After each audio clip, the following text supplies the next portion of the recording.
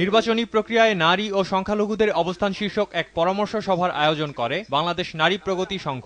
দশম জাতীয় সংসদ নির্বাচনকে ঘিরে মিশ্র প্রতিক্রিয়া জানালেন বক্তারা। বলেন, রাষ্ট্রে ধর্মনিরপেক্ষতা পুরোপুরি নিশ্চিত হলেই নারী ও সংখ্যালঘু জনগোষ্ঠীর মানুষ নির্বাচনে সক্রিয় ভূমিকা রাখতে পারবে। কারণে রাজনীতিতে নারীকে দেখা হচ্ছে কারো স্ত্রী, কারো কন্যা, কারো বোন, এবং সে বাড়িতে কাজ করে দ্বিতীয় শ্রেণী নাগরিক হিসাবে, যার ফলে তার রাজনৈতিক প্রজ্ঞা থাকা সত্ত্বেও এবং মাসেল পলিটিক্সের সাথে তারা উঠতে পারছে না। এখন কোন অধিকারের প্রশ্নে সমস্ত নারী একত্র থাকবেন কিনা? ধরা যাক হেফাজতের প্রশ্নে কি সমগ্র নারী সমাজ এক থাকবেন? পার্লামেন্টেও আদিবাসীদের জন্য তো অধিকার দিতে হবে, সংরক্ষণ আসন দিতে হবে। তো হিল ট্রাক্স থেকে না, ওই রাখাইন থেকে একজনকে দেওয়া হয়েছে, আরো কে এক দুইটাকে দেওয়া যেত না? রাজনীতিতে নারী ও সংখ্যালঘুরা এখনো সঠিকভাবে মূল্যায়িত হচ্ছে না বলেও জানান তারা। নিরাপত্তাকে এক্ষেত্রে বড় বাধা বলে মনে করেন তারা।